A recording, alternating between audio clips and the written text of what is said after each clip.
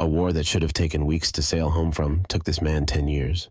Not because the distance was that far, because everything that could go wrong on the way did. God's monsters, his own crew's mistakes, and a temper he couldn't always control. This is the actual story of the Odyssey, start to finish. Quick honesty check before we start. This isn't documented history. This is Homer's Odyssey, an ancient Greek epic poem composed somewhere around the 8th century BCE. The story itself is mythology, but it's real mythology, an actual text that has survived for nearly 3,000 years, and this is what it actually says happens. Our main character is Odysseus, king of a small island called Ithaca. The Trojan War has just ended, a war he helped win with a trick involving a giant wooden horse. All he has to do now is sail home. Back on Ithaca, his wife Penelope and his son Telemachus are waiting, while a crowd of arrogant suitors has moved into his house, eating his food and trying to convince Penelope her husband is dead. The trip home starts badly almost immediately. Odysseus and his men raid a coastal town called the Cyclops and get driven off with real losses. Then they land on an island where the local plant makes anyone who eats it forget home entirely. Some of his crew eat the lotus fruit and have to be dragged back to the ships in tears, no longer caring if they ever see home again. That's beat one of the trip. It only gets stranger from there. Next, they land on an island and wander into a cave full of cheese and livestock. It belongs to a one-eyed giant named Polyphemus, a Cyclops, and he seals the entrance with a boulder so large a dozen men couldn't move it, then starts eating Odysseus's crew, a few at a time. Odysseus comes up with a plan. He tells the Cyclops his name is Nobody. Then once the giant is drunk on wine, Odysseus and his remaining men drive a sharpened wooden stake into his single eye. The next morning, the blinded giant lets his sheep out to graze, feeling along their backs for riders. Odysseus and his men escape by tying themselves underneath the sheep instead. It's a clean escape until Odysseus, sailing away, shouts back his real name to taunt the giant.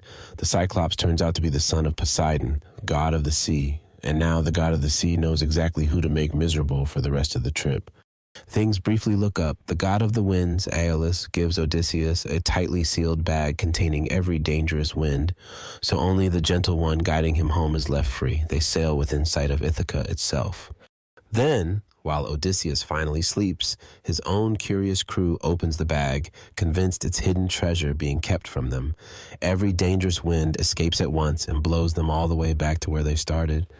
Next stop, an island run by a powerful enchantress named Circe. She invites Odysseus's men to a feast, then turns every one of them into pigs with a single touch of her wand. Odysseus gets lucky. A god gives him a protective herb before he arrives, so the spell doesn't work on him. He forces Circe to change his men back, and ends up staying on her island for a full year. Before he leaves, Circe gives him strange instructions. Sail to the edge of the world and speak with the dead. So Odysseus sails to the land of the dead and speaks with a blind prophet named Tiresias, who tells him exactly how the rest of the journey goes, including a specific warning. Whatever happens, do not touch the cattle belonging to the sun god Helios. Remember that warning. It matters later. Back at sea, Odysseus has to sail past the sirens, creatures whose song is so irresistible that sailors steer straight into the rocks just to get closer and die there. He plugs his crew's ears with wax, then has himself tied to the mast so he can hear the song and survive it. Then comes the worst choice in the whole story, a narrow strait with a six-headed monster, Scylla on one side, and a massive whirlpool, Charybdis on the other. Sail too close to one side, and the whirlpool swallows the entire ship. Sail too close to the other, and the monster eats several men, but the ship survives. Odysseus picks the monster. He loses 6 men on purpose to save the rest of the ship. He never tells his remaining crew he chose it deliberately. They land on an island grazed by the sun god's sacred cattle, the exact animals Tiresias warned him about. Odysseus tells his men clearly, do not touch them. Bad weather traps them there for weeks and the food runs out.